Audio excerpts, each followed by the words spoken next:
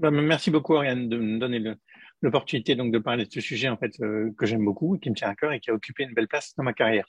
Donc l'objet de l'échange ce matin, c'est de discuter en fait des marketplaces et de savoir comment on gère cet équilibre un peu précaire, du moins au démarrage et même dans le temps, sincèrement, entre offre et demande, qu'on qualifie aussi de supply et demande en fait dans les marketplaces. Donc je vais commencer par des éléments de définition et puis je vais rentrer dans des choses qui me paraissaient importantes et donc surtout vous n'hésitez pas à poser des questions au fil de l'eau. Juste avant de commencer, ça me semblait important de me présenter pour vous dire aussi pourquoi est-ce que je peux être légitime, en tout cas, à apporter des informations aujourd'hui et quelle valeur ça peut avoir. Donc, je suis operating partner aujourd'hui chez Serena. Je suis en charge de l'équipe operating chez Serena aujourd'hui, qui est un fonds d'investissement. Je vais en parler en quelques mots rapidement. Mais avant de rejoindre Serena, surtout, j'ai eu un parcours d'entrepreneur puisque j'ai été CEO et cofondateur de plusieurs sociétés. Donc, j'ai créé un fournisseur d'accès Internet dans les années 2000. J'ai créé ensuite un soft de téléphonie sur Internet en 2004. Et de 2008 jusqu'à 2020, globalement, j'ai créé un groupe qui s'appelle MyBestPro avec mes associés, les mêmes d'ailleurs avec lesquels j'ai fait ce parcours-là. Un clin d'œil à Alain Delay et Olivier Gentil. Et dans l'aventure MyBestPro, on a justement mis en œuvre plusieurs marketplaces. Habitat Presto, Wengo qui avait pivoté, qui est devenu une marketplace, Jury Travail qui permettait de mettre en relation des particuliers avec des avocats, Habitat Presto c'est des particuliers avec des artisans, Bordas.com des particuliers avec des profs de l'enseignement national. On a fait aussi Rendez-vous médicaux qui est un Doctolib qui a démarré très tôt en fait et qui a été revendu à un acteur de marché. Voilà, donc j'ai moi-même réalisé en fait de nombreuses marketplaces et aujourd'hui chez Serena, j'accompagne donc des marketplaces qui sont dans notre portefeuille. Serena, en quelques mots, juste pour vous dire qu'on est un fonds qui fait essentiellement de l'amorçage. On est capable en fait de faire des levées de fonds, donc plutôt pour des sociétés qui sont un peu plus avancées que du seed, mais qui vont vers des premières levées importantes, donc des séries A. Mais on est capable aussi de faire du seed. On a des fonds thématiques pour ça et on est capable donc l'ADN commun, le dénominateur commun à nos investissements, c'est la tech. Et ensuite, donc, on est capable d'accompagner avec les bons instruments en fait les différents stages des sociétés. La particularité de Serena, c'est vraiment celle-là. On a deux équipes. On a une équipe qui fait l'investissement comme dans tous les fonds, mais on a surtout une équipe qu'on appelle operating, dont je fais partie et que je pilote aujourd'hui et dont l'objectif est d'accompagner les entrepreneurs quand ils réalisent leur projet et qu'ils ont levé des fonds pour essayer de faire que les choix qu'ils font soient les plus éclairés possibles pour que les fondations soient les meilleures et que l'histoire soit la plus belle. Donc ça, c'est la particularité de Serena. Et c'est dans cette équipe-là que je me trouve et c'est pour ça que je vais pouvoir partager aujourd'hui avec vous un certain nombre de best practices, en tout cas qu'on livre au marketplace qu'on accompagne. Alors Yann disait tout à l'heure que j'accompagne Privatiseur, j'accompagne également Evaneos, j'accompagne Malt. Huge, je l'accompagne pas directement, c'est un autre operating partner de l'équipe, mais on en a parlé régulièrement, bien sûr. J'accompagne Wikasa. J'ai eu envie de mettre Preto, qui est pas, en fait, quand vous regardez, vous verrez, en fait, ça ressemble pas à une marketplace, mais ça met en relation des particuliers avec des banques. Et en fait, donc la supply, c'est vraiment l'ensemble des banques du marché, et les demandeurs, c'est l'ensemble de ceux qui veulent faire un crédit immobilier. Et c'est vrai que c'est pas vraiment une marketplace, mais c'est une plateforme. Et en cela, je trouvais que c'était important de le citer parce que j'avais envie au moins d'éclairer sur le fait que le go-to-market marketplace n'est pas le seul. Et moi, j'ai plutôt envie de parler de plateforme et ensuite on fera le cas particulier des marketplaces, mais je ferai un clin d'œil aussi au SaaS et à ce qu'on appelle notamment le SaaS Enabled Marketplace et je vous expliquerai un peu ce que c'est. Et je voulais bien sûr citer Brigade aussi, qui fait partie de notre portefeuille. Voilà, sans plus tarder, pardon. Je vous propose qu'on rentre dans le vif du sujet et pour démarrer, moi, j'avais envie donc de commencer par une définition. Et donc, de définir d'abord ce qu'est une plateforme, et donc qui va mettre en relation des acheteurs et des vendeurs. Donc, ça va être important d'expliquer ce que c'est un acheteur, qui est l'acheteur, qui est le vendeur, et puis le principe de la mise en relation, et donc ce qu'on peut apporter, surtout ce qu'attendent chacun de ces protagonistes. Les acheteurs, et ce qu'opère généralement une marketplace ou une plateforme, c'est donc la rencontre entre ces acheteurs et des vendeurs. Ce qu'il faut avoir en tête, c'est que ça prend du sens quand l'acheteur ne peut pas trouver le vendeur seul et quand le vendeur ne pourrait pas avoir accès autant au marché sans la marketplace. C'est là où tout d'un coup, la plateforme ou la marketplace prend vraiment du sens parce qu'elle résout un problème en fait pour ces deux protagonistes. Et c'est vraiment ça en fait qui est le début de la bonne idée. C'est quand on comprend effectivement qu'un acheteur souhaite accéder à une offre, mais en fait, cette profondeur d'offre, il pourrait pas l'avoir parce que ce sont par exemple des petits artisans qui sont partout dans le monde, qui fabriquent le produit dont il a envie, mais on a envie d'un peu de mise en concurrence. On a envie d'avoir la possibilité de choisir son produit, donc d'avoir une offre un peu plus large. Donc l'acheteur, lui, il te demande une offre un peu plus grande, et puis le vendeur, lui, eh ben, c'est un artisan. Et bien souvent, il ne sait rien du tout au marketing online. Il ne sait pas faire de l'acquisition via Google, que ce soit le référencement naturel ou le référencement payant. Il ne sait pas utiliser les réseaux sociaux. En fait, c'est pas du tout son métier. Il est bon dans ce qu'il fait, mais en fait, le go-to-market, lui, c'est pas un truc simple pour lui. Ben là, on commence à être un endroit où il y a sans doute une bonne idée. Et donc, l'objectif de cette plateforme, c'est de mettre en relation les deux pour qu'il y ait une transaction. Et à partir de là, il y a un modèle économique, c'est ce dont on va discuter. Donc, l'acheteur, lui, ce qu'il cherche, c'est une offre qui pourrait pas exister sans la plateforme ou la marketplace. Le vendeur, lui, il est là, en fait, pour développer son chiffre d'affaires. Mais j'avais envie j'ai mis un mot entre guillemets en italique parce que c'est un mot en fait qui est très important dans la manière dont vous allez gérer la supply dans le temps. C'est de manière pérenne. Je trouve qu'il n'y a rien de pire qu'une marketplace qui amène de temps en temps un chiffre d'affaires en fait à un acteur de la supply, donc à un vendeur, et qui va faire 250 € de chiffre d'affaires en janvier, et puis une demande en fait d'un autre client en septembre de la même année en fait pour 150 €. En fait, quel est l'engagement que la supply peut avoir du coup vis-à-vis de la plateforme? C'est des choses sur lesquelles je vais revenir. Et puis, mise en relation, eh ben, c'est transaction la plupart du temps quand on lance marketplace, mais sincèrement, c'est pas que. Et vous allez voir que justement, s'il y a des plateformes qui ont un go-to-market SaaS, ou si on a vu des marketplaces qui ont un go-to-market qui évolue vers du SaaS, ben, c'est parce que on va choisir l'endroit où l'équilibre économique est le plus intelligent et où en fait, du coup, la société va pouvoir trouver de la pérennité. Donc, je vais y revenir là aussi. À nouveau, si vous avez des questions là-dessus, vous n'hésitez pas. Alors, moi, j'ai une question, parce qu'en fait, à l'incubateur HEC, on accompagne pas mal de marketplaces. Et une question que j'ai souvent de la part de ces marketplaces, c'est, en fait, justement, ce sont des personnes qui, comme tu viens de le dire, résolvent deux problèmes. Et Exactement. souvent, lorsqu'on demande aux personnes de pitcher, c'est vous pitchez votre problème et puis vous pitchez votre solution. Il est parfois super difficile d'articuler le problème autour d'une seule et même phrase. Est-ce que tu as Ouais. des petits tips là-dessus? Eh bien, en fait, je pense sincèrement qu'on ne peut pas avoir une seule et même phrase, si ce n'est effectivement organiser la rencontre ou rendre possible la rencontre entre les acheteurs qui voulaient une offre plus large et justement ces vendeurs-là qui ne pourraient pas avoir accès à ce même marché sur le marketplace. Donc, c'est difficile, en tout cas, de symboliser le bénéfice pour les deux. Et je trouve que c'est important d'ailleurs d'avoir vraiment deux messages clairs à destination de chacun de ses clients. Donc, vous pouvez expliquer en quoi la marketplace ou la plateforme a de la valeur ajoutée. Et c'est justement dans le fait qu'elle l'organise et qu'elle rend possible cette rencontre entre ces deux protagonistes. Mais je pense qu'en termes d'exécution, il faut vraiment en fait être capable de gérer les deux et ne pas oublier un point que je voulais justement préciser dans ce slide, qui est identifier celui qui va vous payer. Et ça, c'est aussi un repère en fait qui me paraît très important. C'est-à-dire que bien souvent, on confond celui qui va payer sur la marketplace avec celui qui fait vivre la marketplace. Donc moi, j'avais envie de bien... Pardon, j'ai la vidéo qui est devant les messages, donc je la déplace. Donc j'avais envie de définir déjà en fait qui sont les protagonistes et en fait de définir qui est quoi et comment vous allez gérer les deux. Mais la question effectivement que tu poses est pas simple et je pense que celle-là déjà c'est un exercice qui est important, qui est de bien comprendre celui qui va rémunérer la plateforme et celui qui va payer la supply. Donc par exemple, mes dépanneurs aussi, donc, qui fait partie des marketplaces que j'accompagne à titre de board member. C'est une plateforme qui met en relation donc des particuliers avec des artisans. Eh bien, c'est le particulier va payer mes dépanneurs quand il fait intervenir un artisan pour du dépannage. Mais pour autant, ce chiffre d'affaires-là, enfin, cet argent, pardon, n'est pas du chiffre d'affaires pour la société, c'est ce qu'on appelle du volume d'affaires. On va encaisser cet argent, mais pour le compte des artisans. Et parce que justement, en fait, la marketplace ne veut pas porter la responsabilité de l'intervention qui va être faite par l'artisan. Ce qu'elle veut simplement, c'est mettre en relation, encaisser l'argent pour compte de tiers, prélever sa commission, ce qu'on appelle aussi le take rate, je vais y revenir, et à partir de là, va mettre les deux en relation. Donc, celui qui rémunère la plateforme, dans l'exemple que je viens de donner, c'est l'artisan. Et celui qui fait vivre la plateforme, c'est l'artisan. Et donc, oublier cet acteur-là, justement dans la relation, c'est ça ce qui se passe bien souvent, Ryan. Et bien souvent, on va se concentrer sur l'utilisateur final qui, lui, va payer la supply, bien sûr, qui est fondamental, mais on va oublier que celui avec qui on a une relation et celui qu'on doit choyer, c'est l'artisan, parce que lui, c'est lui, en fait, à qui on prend une part de son chiffre d'affaires et c'est lui qui rémunère vraiment la plateforme.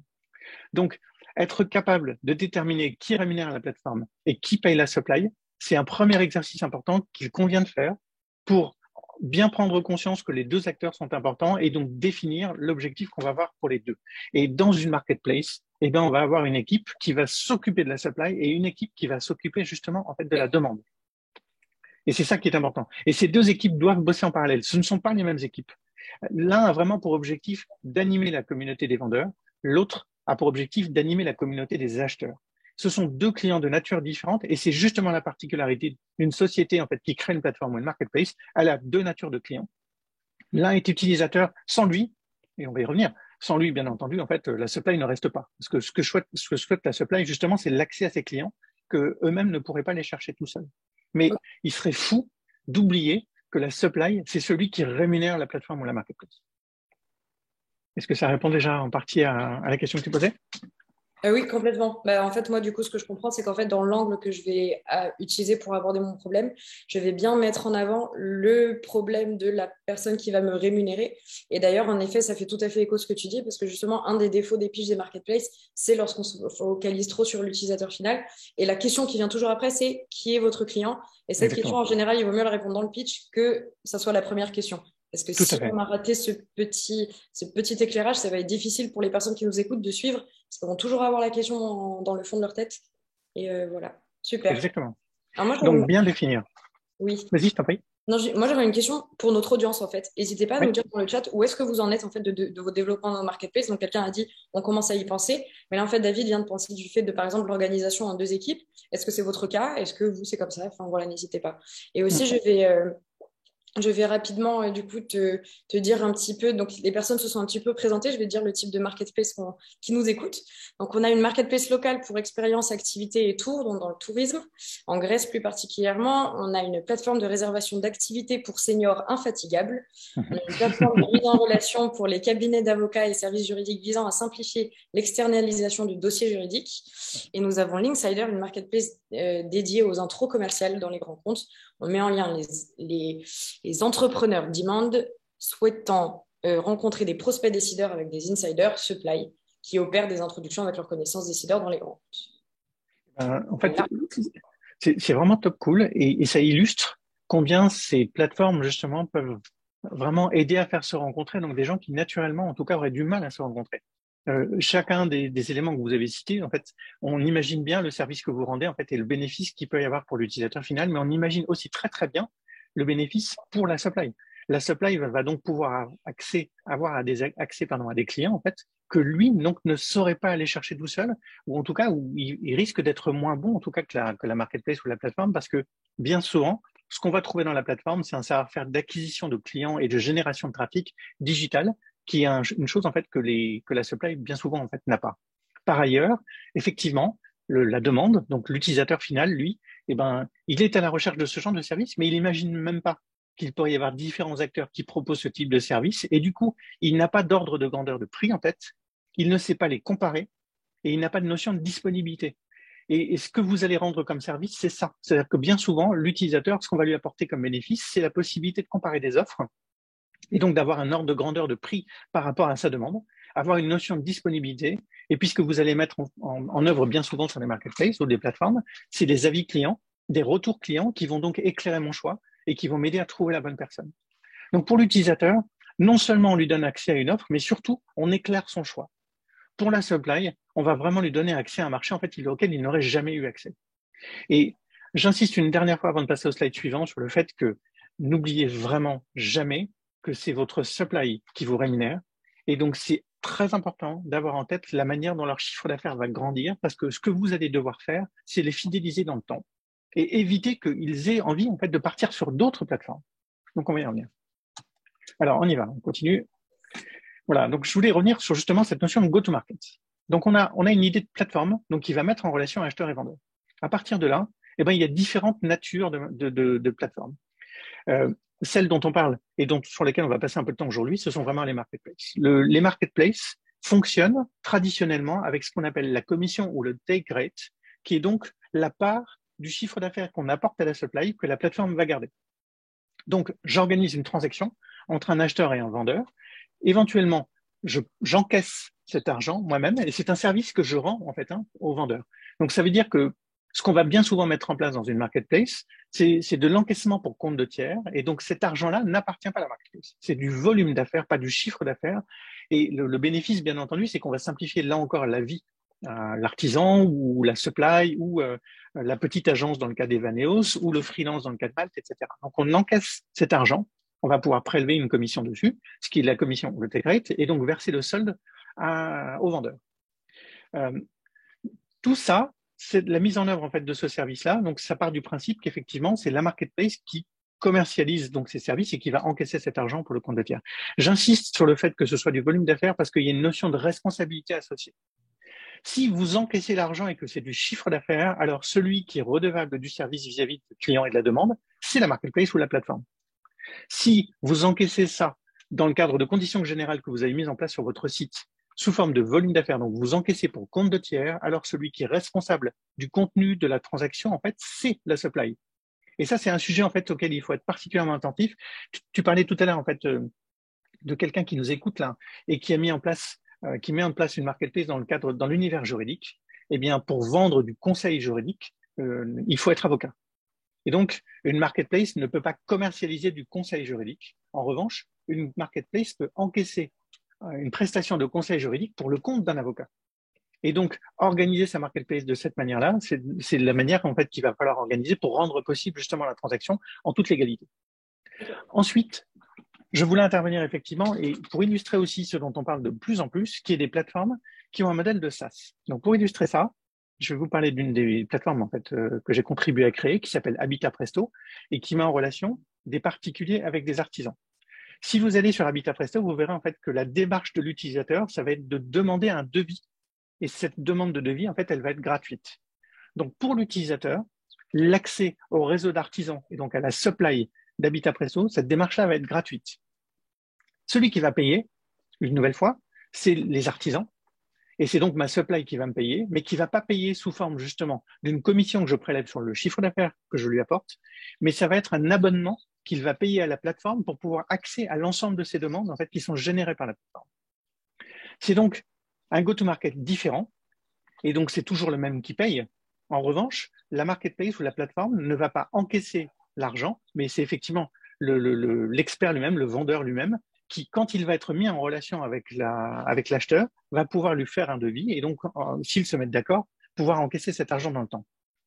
La raison pour laquelle on va dans ce genre de go-to-market de temps en temps, je vais y revenir, mais c'est quand le produit ne peut pas vraiment être mis sur étagère, c'est-à-dire que acheter des prestations de travaux, c'est pas un truc simple à modéliser. Donc, bien souvent, ce qu'on va organiser, c'est la mise en relation, mais pas la transaction. C'est pour ça que je faisais la nuance tout à l'heure. Il y a aussi des raisons qui vont vous pousser à avoir ce go-to-market qui sont liées au modèle économique en fait intrinsèque de la mise en relation. Vous allez mettre en relation des acheteurs et des vendeurs, et bien souvent, la plateforme trouve un équilibre économique quand l'acheteur va venir régulièrement sur la plateforme et donc ne va pas acheter qu'une seule fois. Soit sa transaction va être très grande, et dans ce cas-là, vous pouvez éventuellement rémunérer la plateforme sur une transaction, c'est très rarement le cas.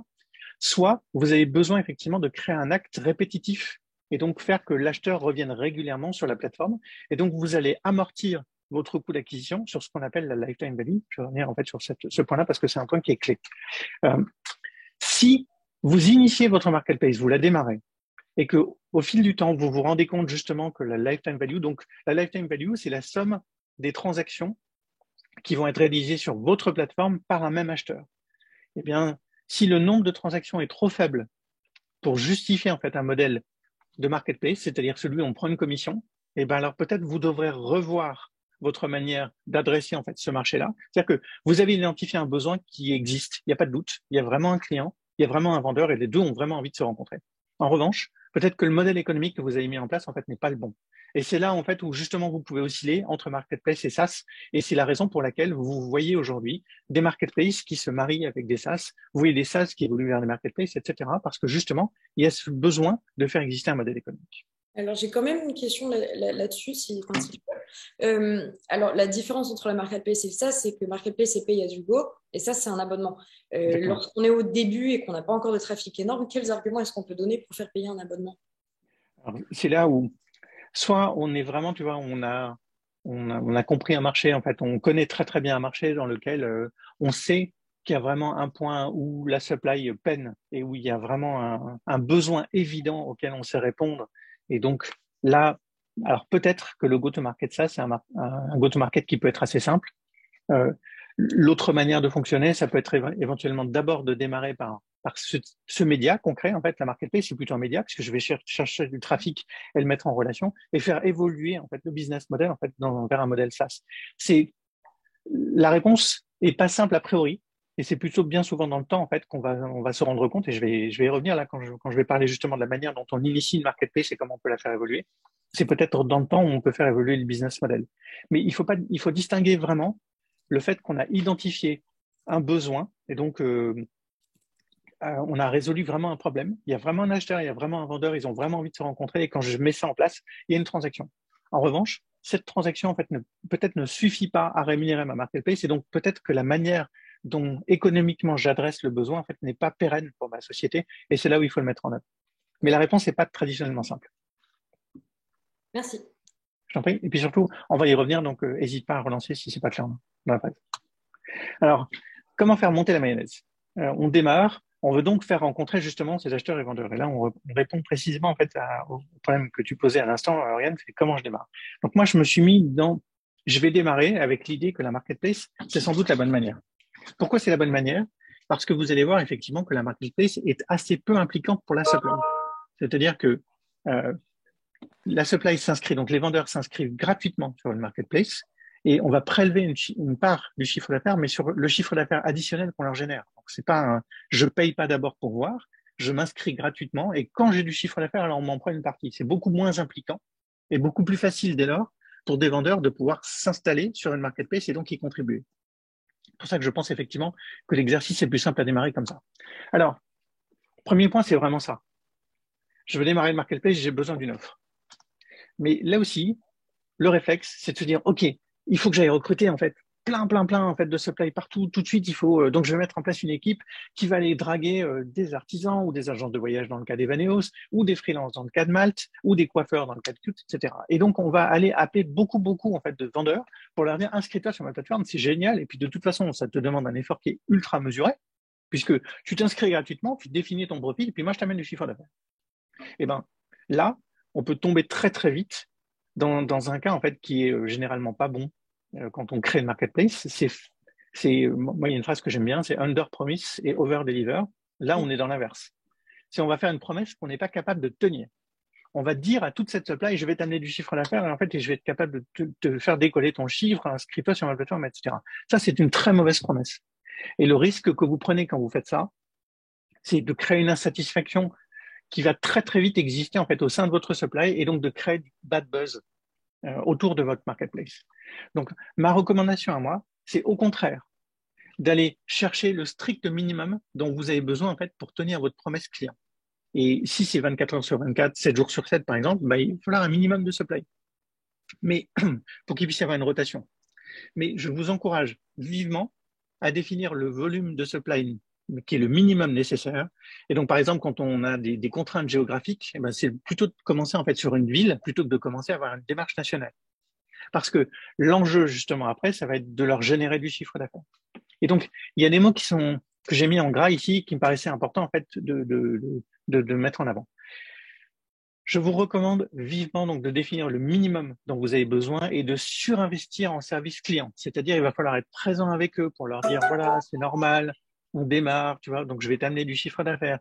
On se parle toutes les semaines, je te fais un bilan, je t'explique où on est, etc. Pourquoi? Parce que en les chouchoutant, vous allez donner envie, en fait, à d'autres vendeurs de pouvoir eux aussi venir.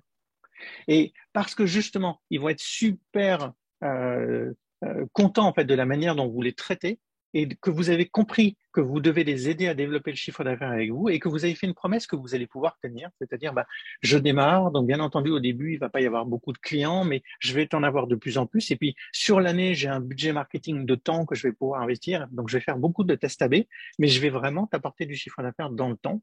Et donc est-ce que tu veux faire partie des premiers avec lesquels on travaille et tu auras un statut particulier.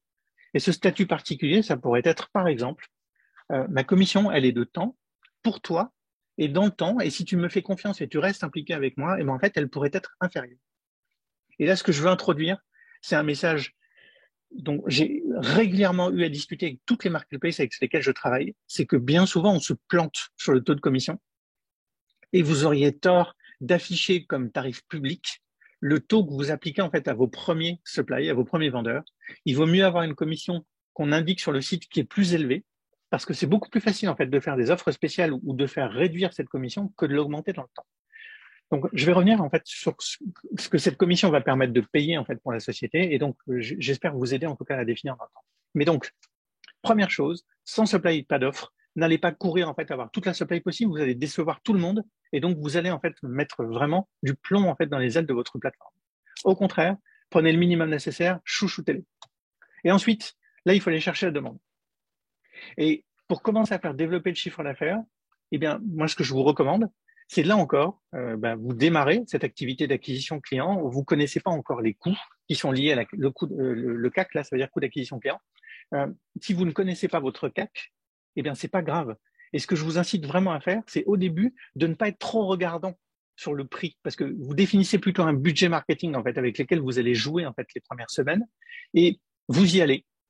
Et vous essayez de générer du chiffre d'affaires en fait pour votre supply, parce que c'est ça qui doit vous obséder. C'est il faut apporter du chiffre d'affaires à la supply pour la fidéliser et créer le good buzz qui va donc permettre de faire apparaître ce qu'on appelle le K-factor. C'est tout l'effet en fait démultiplicateur de la plateforme, qui est que la supply va parler en fait à d'autres copains à eux pour dire je suis sur une plateforme absolument géniale, tu devrais venir, et que les premiers clients que vous allez apporter, eux aussi vous allez devoir les chouchouter pour que les deux soient tellement contents de l'expérience qu'ils aient envie d'en parler. Et là, vous créez les fondations les plus solides pour la plateforme que vous allez mettre en œuvre. Et vous allez donc expérimenter les messages dont on parlait il y a quelques instants avec Oriane, qui sont quels sont les bénéfices vraiment pour la supply, qui est vraiment celui. Moi, j'avais une idée, mais en discutant avec ma supply, parce que je lui parle régulièrement, je me suis rendu compte que ce dont ils ont besoin, c'est plutôt ça que ce que j'imaginais au départ. Donc, vous allez bien mieux comprendre le besoin de la supply et donc mieux définir les arguments marketing que vous allez pouvoir utiliser par la suite. Et comme vous allez passer du temps aussi avec les acheteurs, donc la demande, eh bien, vous allez parfaitement comprendre aussi son besoin et donc faire grandir en maturité l'ensemble de vos équipes sur c'est quoi le pain vraiment des deux côtés. Et vous aviez une idée, mais c'était pas exactement ça. Bah, tant mieux. Vous avez trouvé en fait ce qui va vraiment vous permettre de développer votre marketplace. Donc, c'est là où il faut aller chercher de la demande. Et donc, commencez par investir sans trop vous soucier du coût d'acquisition. Et je vais revenir juste après sur quel est le driver en fait pour définir ensuite la bonne métrique. Et puis, le dernier point que je vous recommande, du moins au début, c'est vraiment ça. Le bon trigger, me semble-t-il, et après toutes ces années donc, où j'ai développé des marketplaces, c'est il vaut mieux toujours avoir une supply contente. Je vais illustrer ça en vous montrant en fait ce qui pourrait se passer. Vous avez un chiffre d'affaires qui commence à grandir, donc ou un volume d'affaires qui commence à grandir comme ça. Mais en fait, vous allez avoir une supply qui va grandir comme ça. Parce que justement, les vendeurs aujourd'hui sont super contents sur votre place de marché, votre plateforme, et donc ils commencent à en parler à tous leurs potes. Et là, comme il n'y a pas de barrière à l'entrée, il suffit de s'inscrire pour avoir accès au chiffre d'affaires, en fait, tout d'un coup, tous viennent. Mais si le nombre de vendeurs augmente plus vite que votre volume d'affaires, si vous divisez votre volume d'affaires par la supply que vous avez à un instant donné, ça veut dire que le revenu moyen par supply, lui, ne peut que baisser. Et ça, c'est vraiment le danger. C'est-à-dire que vous pourriez générer de l'insatisfaction grandissante auprès de vos vendeurs, parce qu'au début, ils sont très impliqués, ils viennent avec vous, ils commencent à avoir leur chiffre d'affaires qui monte, et puis tout d'un coup, en fait, ça peut devenir un plateau. Et toute la question, ça va être où est-ce qu'il faut mettre ce plateau? Parce qu'un plateau, ça peut être très OK. En revanche, s'ils commencent à faire ça, leur revenu moyen, alors là, ils vont dire, OK, c'est comme les autres. Au début, ils étaient super impliqués à mes côtés, mais en fait, je peux pas compter sur eux pour, je sais pas moi, investir, recruter des collaborateurs, faire un crédit pour acheter une maison, parce que je suis un freelance et que je veux vivre de ça et j'ai besoin d'une plateforme avec laquelle je vais pouvoir m'inscrire dans le temps. Ben, si mes revenus ne sont pas stables dans le temps, ben, j'ai un vrai problème. Donc, moi, je vous encourage vivement à faire très attention à faire grandir les deux, en fait, de concert, et donc de ne pas autoriser toute la supply qui vient, en fait, vous solliciter à rentrer sur le site. Et là, j'ai parlé de file d'attente, et c'est ce qu'on organise, en fait, régulièrement sur les marketplaces sur lesquels je travaille, parce que c'est une très bonne manière aussi de dire que quand je rentre dans une marketplace, quand je rentre dans votre marketplace, eh ben, je sais qu'a priori, je vais pouvoir avoir un chiffre d'affaires qui grandit doucement mais sûrement dans le temps et que je peux m'inscrire dans la durée avec cette plateforme-là. Eh ben, c'est un message qui est bien plus positif que de laisser rentrer tout le monde et donc d'avoir une insatisfaction qui grandit très très vite. Merci, c'est super intéressant. Ça fait écho à une question que j'ai eue qui disait, en fait, tu sais, au début, enfin, donc là, tu en as beaucoup parlé en fait du customer care. Et au début, tu as dit qu'en fait, justement, tu devais avoir une équipe spécialisée demande et une équipe spécialisée offre. Comment est-ce qu'on prend soin de ces clients? Comment est-ce qu'on, de ces clients et de ces utilisateurs, donc de la supply et de la demande? Eh ben, typiquement, tu vois, en fait, la raison pour laquelle c'est important de bien définir les deux pitchs pour les deux clients, c'est que typiquement, si j'encaisse du volume d'affaires, par exemple, je prenais l'exemple de la marketplace qui va mettre en relation un client final avec un avocat. La marketplace propose à l'acheteur donc d'acheter du conseil d'avocat. Mais la marketplace ne peut pas être responsable du contenu de la conversation et du conseil juridique. Ça légalement, hein, du point de vue de l'ordre des avocats, etc. Donc, à l'utilisateur, la seule chose qu'on va pouvoir lui garantir, c'est s'il se retourne vers la plateforme, c'est de dire c'est lui qui vous facture, c'est un avocat qui peut vous donner du conseil juridique. Je ne peux pas être responsable du conseil juridique qui vous est donné. En revanche, si vous avez un problème avec lui, je peux vous aider à concilier et donc faire de la conciliation entre acheteur et vendeur. Et donc, la promesse du customer care d'une telle plateforme ne pourra pas être je vais t'apporter du conseil juridique coûte que coûte, mais c'est plutôt en fait de m'assurer que si le vendeur ne se comporte pas bien, tu peux peser dans la relation pour être sûr qu'il rembourse le client, par exemple, et que ou alors de donner un voucher au client pour qu'il puisse avoir un conseil chez quelqu'un d'autre. Pour la supply, puisque eux, ce sont vraiment les clients, alors là, il faut effectivement la chouchouter et il faut une équipe dédiée. Et tu vois, en fait, bien souvent, on parle de customer care ou on parle aussi de customer success. Eh bien, avec la supply, on va être dans une démarche de customer success. C'est-à-dire qu'en fait, il va falloir que vous ayez des points réguliers avec eux ou que vous fassiez du suivi pour vous assurer justement que leur chiffre d'affaires progresse comme vous le voulez. Et ça, c'est un point sur lequel je vais vraiment revenir dans le détail parce que c'est sans doute l'un des apprentissages les plus importants pour moi dans ma carrière de marketplace. Suivre ça dans le temps, ça veut dire que régulièrement, il faut les appeler pour s'assurer qu'ils utilisent bien vos outils, qu'ils développent leur chiffre d'affaires, qu'ils sont satisfaits et qu'ils s'inscrivent dans le temps. Avec les utilisateurs, en revanche, on va donc être dans une approche de conciliation. Donc, bien définir la posture vis-à-vis des deux, c'est la meilleure manière de faire le bon customer care, le bon customer success. Super. Et Nicolas, je crois que tu essayais d'intervenir. Exactement. Exactement. Merci Ariane. Merci David aussi pour toutes ces précisions, c'est super intéressant. Moi j'avais une question sur la supply. Rapidement, je crée une application pour aider les gens à choisir leur vin et demain je veux que ça soit une marketplace pour aider les gens à acheter du vin avec une bonne recommandation, ce qui est assez difficile aujourd'hui. Et la problématique que j'ai, c'est que les supplies qui sont aujourd'hui, ceux qui sont dans les scopes, ont des capacités logistiques qui peuvent être restreintes. Et donc, cette idée d'avoir un nombre de supply au départ qui est restreinte, c'est ce qu'on voulait faire. Donc, je trouve ça top parce que j'ai encore des arguments supplémentaires pour faire ça. Mais comment s'assurer qu'ils aient la capacité aussi à vraiment répondre à cette demande qui s'affiche au fur et à mesure au départ, quoi. Eh bien, tu vois, en fait, là, c'est peut-être aussi une opportunité pour ta plateforme ou ta marketplace. C'est-à-dire que peut-être que c'est justement dans la gestion de l'approvisionnement ou de la logistique aussi que tu pourras avoir de la valeur ajoutée et que c'est peut-être ça le pain qui est celui des vendeurs et qui les empêche d'adresser aussi une clientèle plus large. Et si tu apportes des solutions, qui pourraient être, je sais pas, la mise à disposition de cartons, la mise à disposition d'un système d'information qui va permettre de gérer les demandes et donc de pouvoir y répondre dans le temps, peut-être que c'est ça le vrai bénéfice que tu peux apporter à ta supply. Et du coup, la question qui va se poser, c'est justement, est-ce que le go-to-market, c'est marketplace ou c'est SaaS?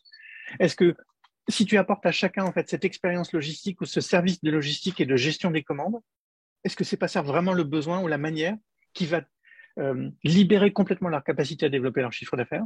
Ou est-ce que le besoin, est-ce que le pain principal, il est côté client? Je connais pas bien ton marché, donc je suis pas capable de répondre, mais c'est ça ce qui me vient comme idée. On a aussi une problématique, nous, au niveau de la logistique, c'est que c'est des produits assez limités en termes de stock, parce que c'est des stocks qui coûtent cher rapidement, donc on a aussi cette problématique-là. Mais je dois sûrement échanger encore un peu plus avec la supply pour comprendre ça. Merci en tout cas. Et puis surtout, en fait, ce que je propose, c'est si certains d'entre vous aussi veulent continuer à échanger en fait et me contacter dans le temps pour échanger à nouveau. Et c'est pas une promesse en l'air, hein, je vous donnerai en fait mes coordonnées, je les passerai à Oriane pour qu'elle puisse, mais de toute façon c'est facile, c'est david@serena.vc comme Venture Capital. Donc Serena c'est SERENA, donc david@serena.vc. Vous souhaitez m'envoyer un message pour qu'on puisse rééchanger sur ton cas particulier, Nicolas, je le ferai avec plaisir. Super, c'est super sympa. Merci, David. Avec plaisir. Super. Donc, je vous propose qu'on continue parce qu'effectivement, je vais rentrer encore un peu plus dans le détail de comment on gère justement demande et supply. Alors, premier point sur lequel je voulais revenir, c'est ça. Je vous ai dit au départ, vous démarrez une marketplace, je vous encourage à aller commencer à dépenser de l'argent en définissant le budget. C'est-à-dire qu'en fait, vous mettez une limite qui est combien vous vous autorisez à dépenser en marketing. Mais avec cette somme-là, vous y allez et vous vous souciez pas vraiment en fait du CODAC. Pourquoi? Parce que vous ne le savez pas par défaut. Et vous n'êtes pas capable de le définir au début. Et puis surtout, vous ne connaissez pas encore le comportement de vos acheteurs. Est-ce qu'il s'agit d'un achat one-shot ou est-ce qu'au contraire, ils vont pouvoir acheter régulièrement? S'ils peuvent acheter régulièrement et que ça fait du sens pour eux de ne pas acheter chez le même vendeur tout le temps, alors on est dans une rencontre qui est trop cool. C'est le cas de Wikaza, par exemple, où je vais faire intervenir un coiffeur, je vais faire intervenir une garde d'enfants à domicile, je vais faire intervenir quelqu'un qui peut faire du ménage chez moi, je vais faire intervenir quelqu'un pour, je sais pas, me masser un jour, une esthéticienne, etc. Donc, j'ai une offre qui est suffisamment large pour qu'un client ait envie de revenir régulièrement. Du coup, ce dont on parle, c'est pas un achat one shot, mais on parle de lifetime value, c'est-à-dire l'argent qu'il va générer pour la marketplace dans le temps. Et du coup, le coût que je vais pouvoir dépenser pour faire l'acquisition d'un tel client, donc le coût d'AC, c'est proportionnel non pas au premier achat, mais justement à cette lifetime value. Et c'est ça qui va pouvoir permettre de décupler votre capacité à faire de l'acquisition et justement en fait être meilleur que la supply pour faire de l'acquisition. Je prends l'exemple donc de Wikaza dont on parlait à l'instant. Vous comprenez bien que tout le monde n'a pas envie de se faire masser toutes les semaines. Peut-être tout le monde a envie de se faire masser toutes les semaines, mais peut-être que personne n'a le budget pour se faire masser toutes les semaines. Ou surtout, donc on va avoir besoin de temps en temps d'un masseur, de temps en temps d'une esthéticienne, régulièrement en fait de ménage à la maison, de garde d'enfants, etc. Donc chacun des éléments en fait de votre offre, donc chacun des vendeurs, ne peut pas lui tout seul faire une dépense pour faire l'acquisition d'un client parce que l'argent que je vais dépenser pour un coiffeur, un masseur, etc., en fait, ne justifie pas en fait d'aller dépenser beaucoup pour faire l'acquisition de client. Mais vous, qui agrégez l'ensemble des transactions, et qui êtes rémunéré sur l'ensemble des transactions, du coup, vous avez une lifetime value qui vous permet de faire cette acquisition-là et de la rendre possible. Et c'est là où justement, en fait, le modèle économique, tout d'un coup, commence à prendre du sens. Donc, j'avais envie de vous mettre des mots-clés, et si je mettais pas ces mots-clés, en fait, je faisais une faute lourde dans ma présentation. Il faut que vous raisonniez avec ce qu'on appelle des cohortes.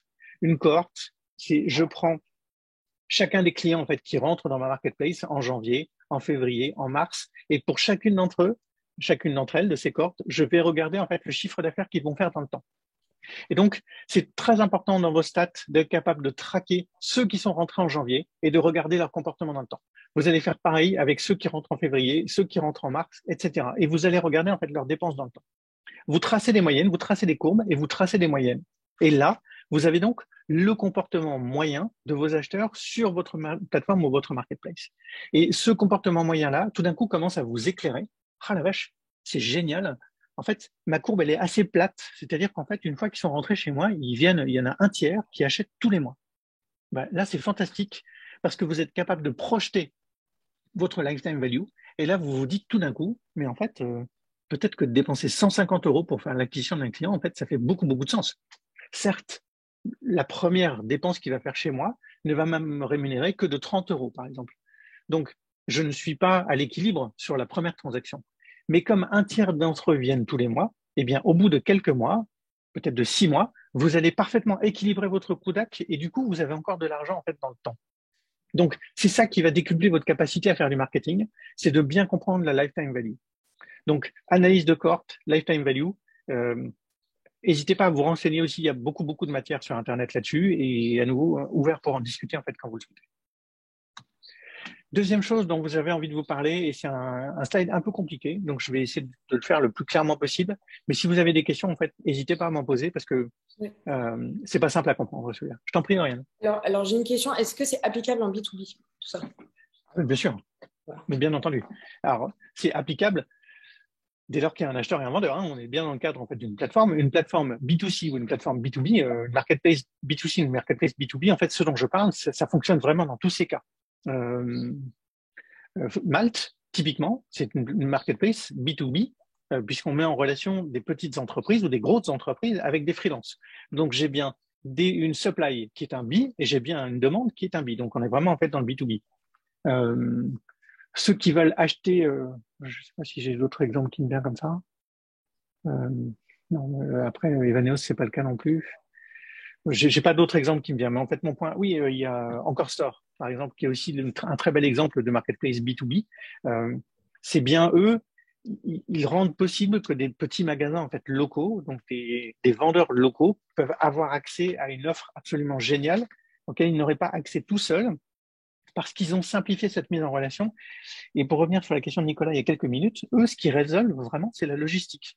Donc, je pense que ce point-là a été clé dans l'exécution de la marketplace Encore Store. Et je vous encourage à aller regarder en fait les interventions de Nicolas Cohen, qui est un copain et qui est l'un des fondateurs. Il explique ça très très bien pour faire comprendre justement le pain qu'il a résolu et pourquoi ça marchait. Donc oui, je confirme, hein, ça marche en B2B, bien entendu. Et j'ai une question juste pour la compréhension, si tu pouvais rappeler rapidement quel est le business model de Wikaza afin qu'on puisse vraiment comprendre Effectivement, l'exemple que tu utilises. tu as raison. Pardon, j'ai oublié de le faire. Je pars du principe que tout le monde Wikaza. Je vous incite à aller découvrir Wikaza. Wikaza, c'est une marketplace qui est dédiée. Donc, sa cible d'utilisateur, c'est vraiment en fait l'utilisateur final, le grand public.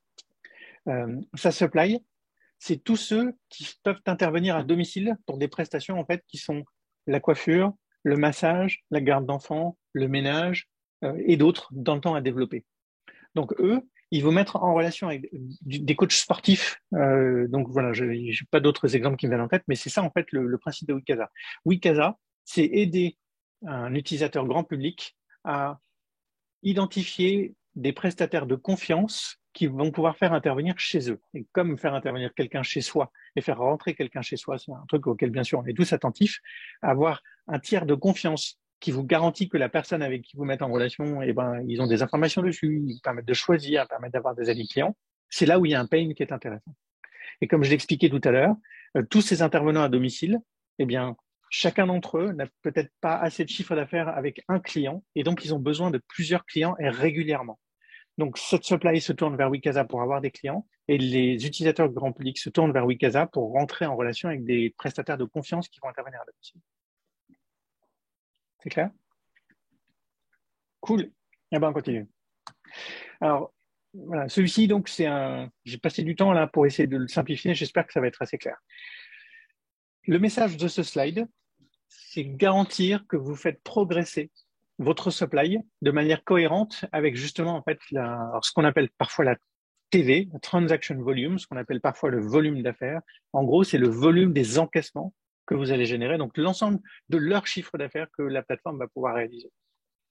Et souvent, c'est assez difficile de regarder comment ce volume d'affaires est réparti entre les vendeurs. Donc, j'insiste tout à l'heure, imaginez que vous avez une plateforme qui fasse 100 de volume d'affaires et qui a 10 vendeurs. Donc, aujourd'hui, vous leur générez 10 € chacun par mois, par exemple. Et puis, vous avez énormément de succès, donc en fait, vous passez de 10 à 50 vendeurs. Mais votre chiffre d'affaires, lui, il est passé de 100 à 200. Eh bien, vous allez donc diviser 200 par 50. Et donc là, vous voyez bien entendu le chiffre d'affaires par supply qui va se réduire drastiquement. C'est là où il y a un risque. Donc, comment est-ce qu'on mesure le chiffre d'affaires et surtout, où est-ce qu'on doit s'arrêter? Parce que peut-être que d'apporter 10 € en fait à chaque supply, c'est très très bien. Et si vous leur apportez en fait à chacun 100, ben, en fait, oui, ils sont hyper heureux, bien entendu, parce qu'en fait, ils n'auraient jamais pu le faire tout seuls. Mais peut-être que c'est pas ça votre objectif. Donc, en haut, ce que j'ai défini, c'est ce que j'ai appelé OS. C'est objectif de supply. C'est donc l'objectif de volume d'affaires, de chiffre d'affaires que vous voulez générer en fait pour chacun des vendeurs de votre plateforme ou de votre marketplace. Ce truc-là, vous allez le définir de manière arbitraire. J'insiste, c'est hyper important. Vous allez vous fixer un objectif et vous allez le définir de manière arbitraire. Je suis content si je suis capable de leur apporter 30% de leur chiffre d'affaires ou d'occuper 30% de leur temps. Peut-être pas 100%. Ou alors, au contraire, je me fixe pour objectif de faire que chacun soit rempli à 100%. là, vous avez peut-être un problème. Hein. Parce que si vous leur apportez 100% de leur chiffre d'affaires, alors c'est peut-être des collaborateurs salariés et c'est peut-être plus du tout en fait des indépendants. Et donc là, du point de vue de la loi, se posent d'autres questions auxquelles il va falloir être attentif. Donc, l'objectif que vous allez définir, il peut être très impliquant aussi dans la relation que vous pouvez avoir avec eux. Vous êtes leur apporteur d'affaires exclusif, ou au contraire, vous êtes l'un de leurs apporteurs d'affaires. Moi, je vous incite sincèrement à être l'un des apporteurs d'affaires pérennes et qui contribue de manière importante à leur chiffre d'affaires, mais qui n'est pas l'unique, parce que sinon, ça devient des collaborateurs. Vous aurez d'autres problématiques. Donc, de dire, par exemple, que vous êtes satisfait si vous remplissez leur temps à hauteur de 40 ou 50%, c'est un extraordinaire objectif. Et de toute façon, ils vont se faire du bouche à oreille avec les clients qu'ils auront. Et de toute façon, en fait, il y a une partie de ce qu'on appelle le bypass de la plateforme qui peut arriver. Eh bien, ce que je note, donc le bypass, ça veut dire que vous mettez en relation un acheteur et un vendeur, et en fait, ils vont se dire tous les deux, en fait, tu sais, la plateforme, elle me prend 15% ou 20% ou 30%, je sais pas quoi. Si on se parle tous les deux, moi, je te fais un prix. Ça se passe quand? Ça se passe quand le niveau de commission, en fait, il n'est pas cohérent. Et donc, quand effectivement le niveau de commission est beaucoup trop élevé et que la supply a l'impression en fait qu'elle laisse beaucoup trop d'argent en fait à la marketplace, là on commence à avoir ce genre de mauvais comportement. Elle se passe aussi quand justement vous leur apportez du chiffre d'affaires de temps en temps. Je lui apporte 100 en janvier et je lui apporte 50 en septembre. Bon, là on se dit c'est pas fiable, donc c'est pas un partenaire de confiance, c'est pas un partenaire avec lequel je m'inscris dans le temps, donc je m'en fous en fait de le bypasser parce qu'au pire ils me chopent, tant pis, je bosse plus avec eux. D'où l'importance de fidéliser vraiment la supply et de s'assurer effectivement qu'ils sont cohérents et là dans le temps. Je regarde le temps qui passe, hein, je vais essayer d'accélérer. C'est peut-être ce que tu voulais dire, Oriane. Non, en fait, c'est super parce que là, tu es en train de répondre à plusieurs questions qui sont posées au parallèle. Je suis désolée, on va pas pouvoir tous vous faire intervenir vu le temps. Mais en fait, on avait Gabriel Gratadour qui nous demandait justement comment est-ce qu'on pouvait construire des barrières à l'entrée, à la sortie. À la sortie. Exactement. Donc, voilà, exactement. Et on a beaucoup de personnes qui nous posent des questions. Qu'est-ce qu'un taux de commission décent? Comment est-ce qu'on fait pour construire un niveau de commission qui soit cohérent? Donc, on est en plein dedans. C'est super. Et voilà, en fait, on va rentrer dedans. Donc, je vais essayer de présenter ce slide-là. Et puis, en fait, le slide d'après, j'aborde vraiment le take rate, comment essayer de le définir, etc. Donc, je vous incite à définir un objectif qui est donc ce que moi, je considère vraiment être une prestation géniale. Si je remplis leur temps à 40%, dans ce cas-là, en fait, je suis un acteur de confiance. Mais 40% une fois ou 40% tous les mois, ça n'a rien à voir. Et c'est sur ce point précis que j'insiste depuis tout à l'heure. Il faut se fixer un objectif que vous allez pouvoir de tenir dans le temps. Et quand je dis 40% en fait, par exemple, du temps, ça veut dire qu'il y a un moment où vous allez peut-être pouvoir lui apporter 50%, 60%, 70% en fait de son temps. Ça, c'est le moment où il faut aller chercher en fait d'autres vendeurs et donc augmenter votre supply. Parce que justement, ce chiffre d'affaires, il vaut mieux l'envoyer à d'autres et rester sur un objectif de 40% en fait qui vous positionne très bien et qui est l'engagement que vous avez pris avec lui. Et donc, on revient sur l'onboarding en fait des premiers supplies. Mon objectif, c'est de t'apporter 40% en fait de ton chiffre d'affaires tous les mois. Et donc, je vais travailler à faire ça. Vous les enrôlez avec ce message-là, vous ne les décevrez jamais. Et il y a des moments où vous allez leur apporter 50-60%. Et là, vous allez lui dire, attention, je t'ai apporté 50-60%, mais je ne pourrai pas le tenir dans le temps. Et ça, c'est la base d'une relation pérenne. Donc, comment on regarde sa supply? Première chose que vous allez définir, donc, c'est cet objectif-là. Je veux lui apporter 40% en fait de son chiffre d'affaires. Et vous allez regarder votre supply et vous allez dire combien sont servis à 20% de cet objectif. C'est-à-dire que je dois lui apporter 40% de son chiffre d'affaires, je prends ma supply et je me pose la question, aujourd'hui, est-ce qu'il y a une partie de la supply qui est servie à 20% de cet objectif? Et là, en fait, elle est tracée là. Puis, j'ai du mal, décidément. Ensuite, quelle est la partie de ma supply qui est servie à 40% de cet objectif, puis 60% de cet objectif, 80% de cet objectif et 100% de cet objectif. Et ce que vous voyez en fait là, c'est que j'ai donc 2/3 de ma supply qui est servie à 60% de l'objectif. C'est-à-dire que je me suis fixé moi pour objectif de faire que chacun, je lui apporte 40% de son chiffre d'affaires. La réalité est tout autre. J'ai plein d'utilisateurs en fait dans ma supply qui sont vraiment pas bien servis. Eux, je ne leur apporte que 20% de 40%. Donc, eux, ils sont pas contents du tout. Et c'est de l'insatisfaction en puissance, ça. Alors, c'est quoi l'objectif? L'objectif, c'est celui-là. C'est d'avoir plutôt, en fait, 2/3 de votre supply qui est servi à plus de 60% de l'objectif. Et là, vous commencez, en fait, à avoir des utilisateurs qui sont contents et vous tenez votre promesse. Oriane vous mettra à disposition ces slides et donc vous pourrez essayer de passer du temps. J'espère que j'ai été clair là pour vous l'expliquer. Mais à nouveau, le jour où vous voulez conduire cette analyse-là, en fait, je pourrais vous aider. Alors, take rate. Première question, c'est vraiment ça.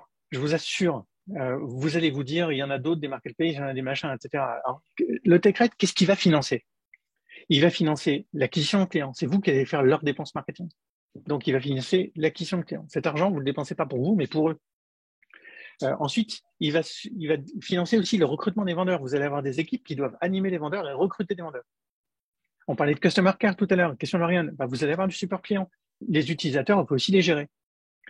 Ça va un jour devoir rémunérer vos salaires et puis les autres coûts fixes de l'entreprise. C'est tout ça en fait que doit rémunérer en fait le take rate.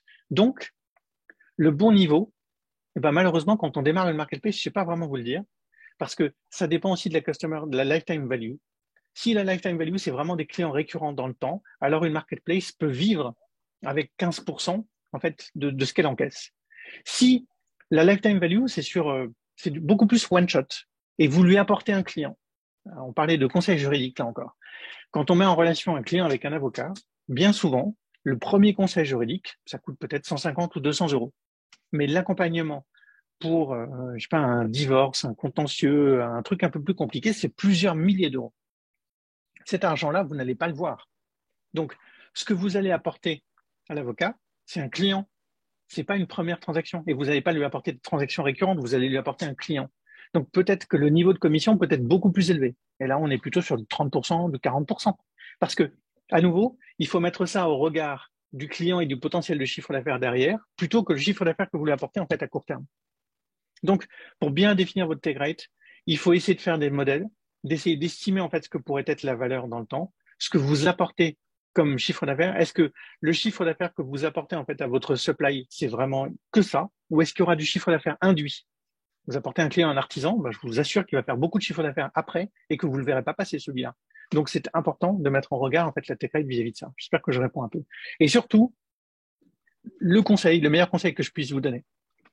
Vous pensez que vous allez devoir aboutir peut-être à 12,5%, 14%, 15%, je sais pas quoi. Annoncez plutôt quelque chose qui est de l'ordre de 20 ou de 25% comme tarif public. Et donc, votre première supply, vous leur dire, ah, mais formidable, toi, je vais te faire un truc génial. En fait, tu vas être à 15 ou tu vas être à 12%.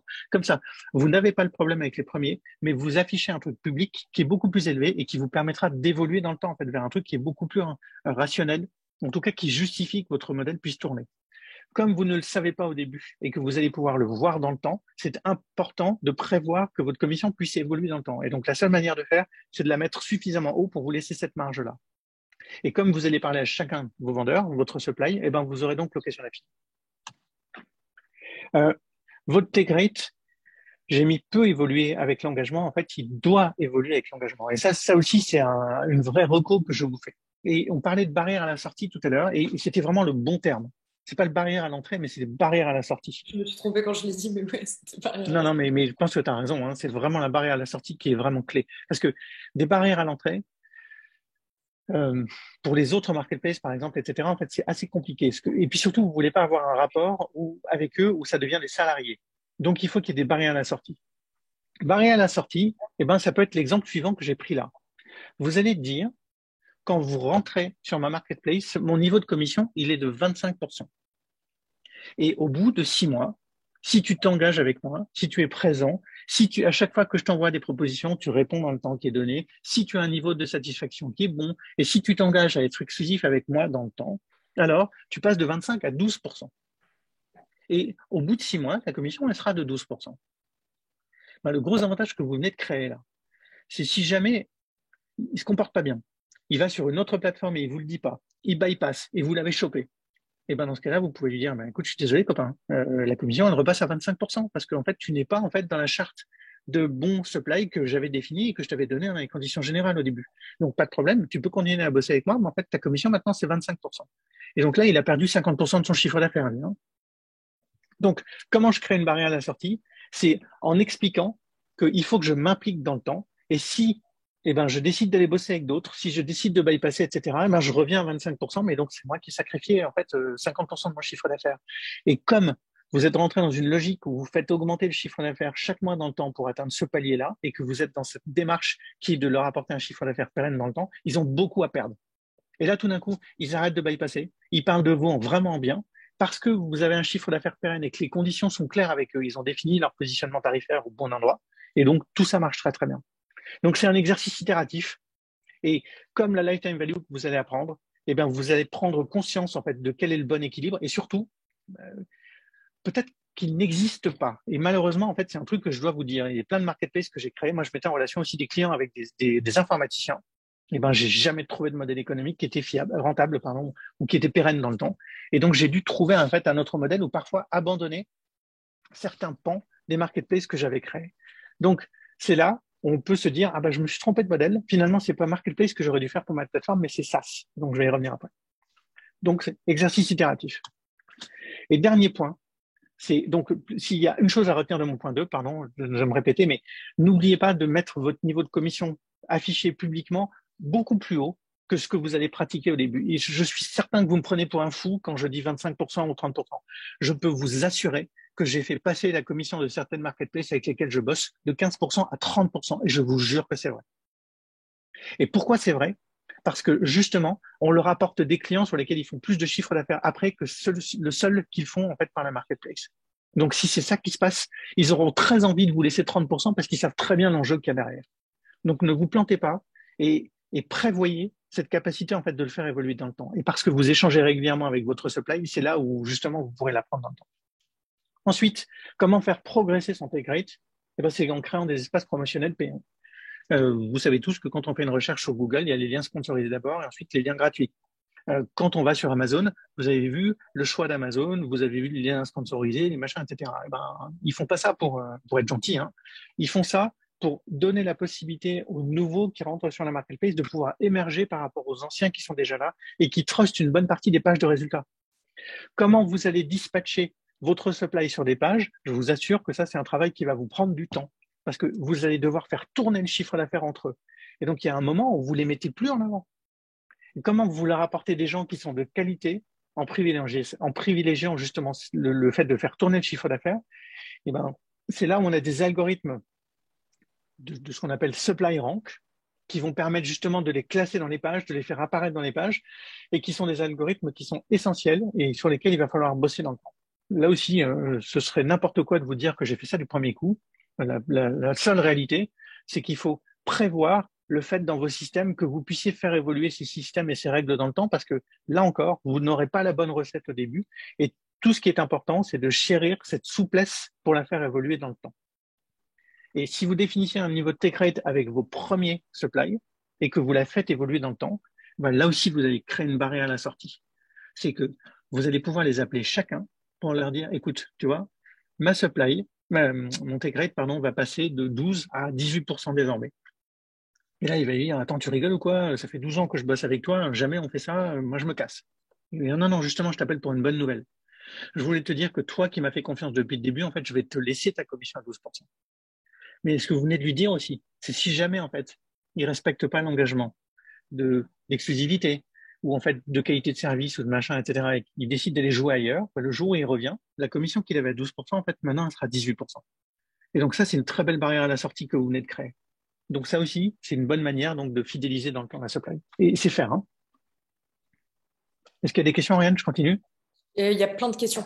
Eh ben, de toute façon, je finis avec ça parce que c'est mon dernier slide et après, je pense, on ouvre vraiment les questions le plus largement possible.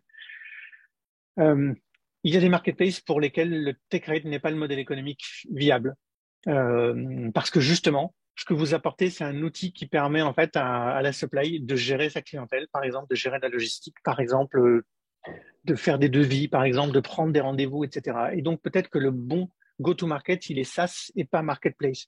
Et pourquoi c'est le bon go-to-market? Parce que vous allez pouvoir répondre à tous les suppliers en fait en France ou ailleurs qui ont ce même besoin. Vous avez compris le besoin et donc vous allez pouvoir leur apporter un truc en fait qui répond vraiment à leur demande. Donc ils vont être capables de vous payer 80 € par mois. Doctolib, d'autres marketplaces comme ça, Zenchef, etc.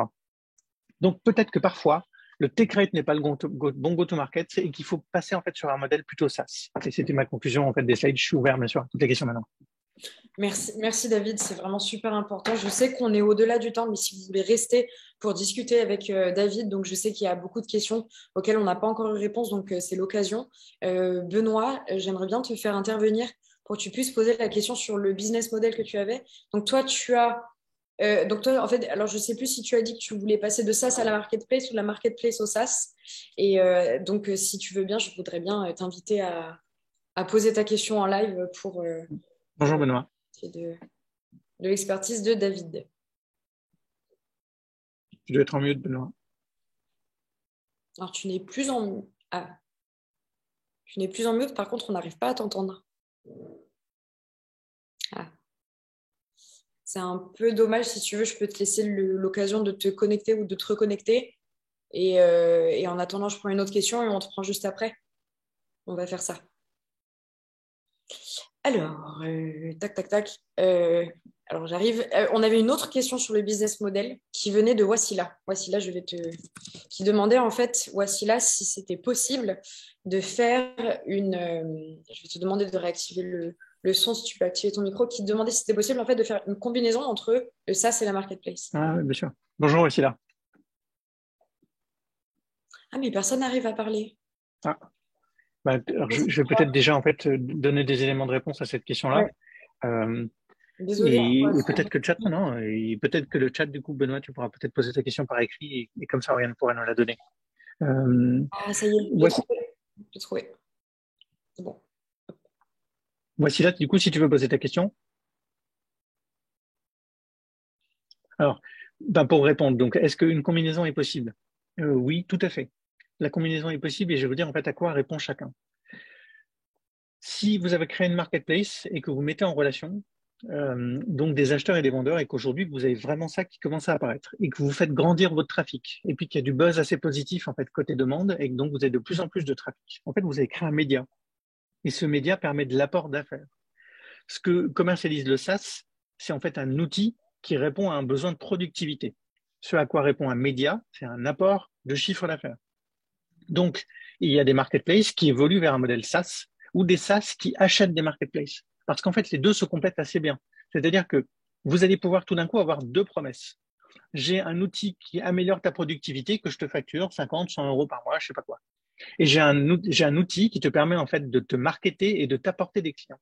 Et c'est là en fait où la combinaison devient hyper intéressante. Et c'est pour ça on parle de SaaS Enabled Marketplace. C'est que bien souvent, des SaaS vont être contents d'enrichir leur offre avec une offre de médias. Et les marketplaces qui ne trouvent pas de modèle économique avec le tech rate sont contents de commercialiser en fait à leur supply des outils. Mais ça fait écho aussi avec le début de la présentation où je vous disais combien en fait la relation avec la supply était fondamentale. C'est eux vos clients et c'est avec eux que vous allez pouvoir faire évoluer le modèle. Imaginez que vous les ayez maltraités dans le temps et que vous les rappelez pour leur proposer un truc à 50 euros par mois. Jamais ils vous écoutent. Ah, super. Voici là, on peut t'entendre. Ah, non, ça marche toujours pas. Non, je suis vraiment désolée. Du coup, je vais lire la question de Loki, De Benoît? de Benoît de Loki. Donc, Loki, pour rappel, c'est un SaaS B2B de gestion de location d'équipements ski vélo. Ils réfléchissent à un projet de marketplace. Et j'arrive à la suite de la question. On se pose pas mal de questions sur la transition SaaS B2B vers marketplace. Comment faire la transition d'un modèle SaaS B2B de gestion et de réservation en ligne en marque blanche vers une marketplace de location avec du coup cette marque Loki. Je trouve que c'est presque sans doute la transition la plus simple. Parce que ça veut dire qu'aujourd'hui, tu commercialises peut-être déjà en fait un abonnement à tes loueurs de vélo ou tes loueurs de ski. Et tout d'un coup, tu vas leur dire, écoute, je vais changer de modèle économique. Désormais, vous allez être référencé sur mon site et je prendrai en fait une commission sur le chiffre d'affaires que je vous apporte. Ils sont déjà en abonnement. Donc, ils sont déjà en abonnement. Donc, alors, de deux choses l'une, soit tu veux compléter, soit tu veux pivoter en fait ton modèle économique pour passer en fait d'un abonnement à une marketplace. Et donc là, on est dans le schéma que je viens de décrire. Et alors, bah, super, maintenant vous allez arrêter de me payer l'abonnement, ça va devenir gratuit, mais je prends une commission à chaque fois que je t'apporte du chiffre. Soit tu es dans un modèle complémentaire où tu dis, je te vends en fait un abonnement qui aujourd'hui en fait te permet de gérer toutes les demandes que je t'envoie et donc de gérer même les propres demandes que toi tu as et qui passent pas par mon site. Et je rajoute un média où je vais t'apporter des clients et en fait, à chaque fois que je vais t'apporter un client, je t'apporte du chiffre d'affaires. Donc, dans ces deux cas-là, soit l'abonnement en fait disparaît et donc le chemin paraît assez simple, soit tu rajoutes un média et dans ce cas-là, tu rajoutes en fait une offre qui est une offre type marketplace en fait qui vient compléter ton abonnement. Ce qui va être intéressant à regarder, c'est quel est le chiffre d'affaires qui se développe le plus vite ou qui se développe le mieux et peut-être à un moment de renoncer à l'un d'entre eux.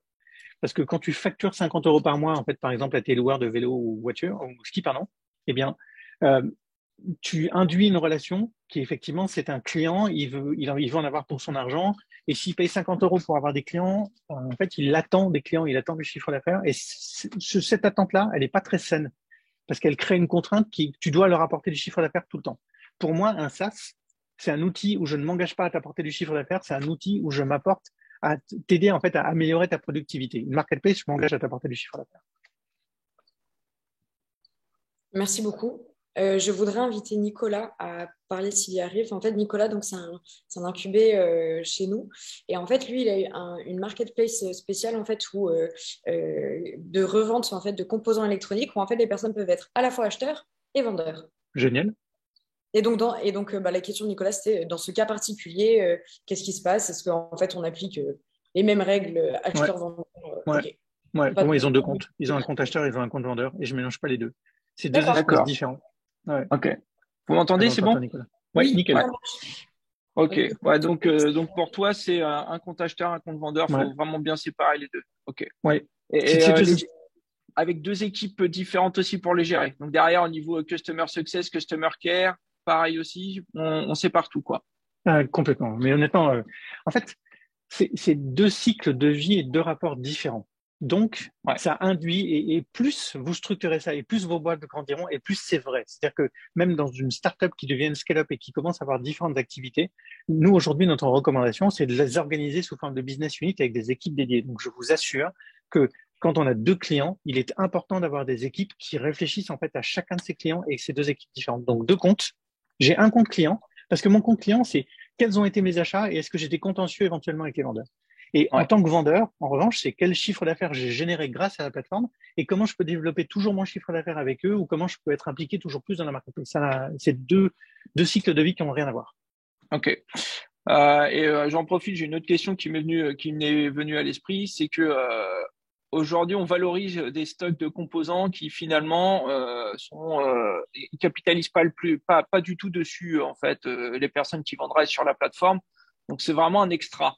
Donc du coup, c'est même pas ils se fixent un objectif de chiffre d'affaires au départ, c'est qu'au début ils le valorisent pas et nous on apporte un extra. Donc du coup, comment est-ce que ça change aussi l'approche par rapport à tout ce que tu évoques auparavant ou pas? Alors, je suis pas sûr d'avoir totalement compris, mais en fait, ce que je comprends en tout cas, c'est que visiblement, tu leur apportes, en tout cas, tu résous un truc qu'ils avaient peut-être même pas en tête, mais tu résous Ouais, quelque chose. Et ben, ouais, c'est peut-être ce qui justement, en fait, crée un argument de différenciation qui donnera vraiment envie à la supply de s'investir avec toi.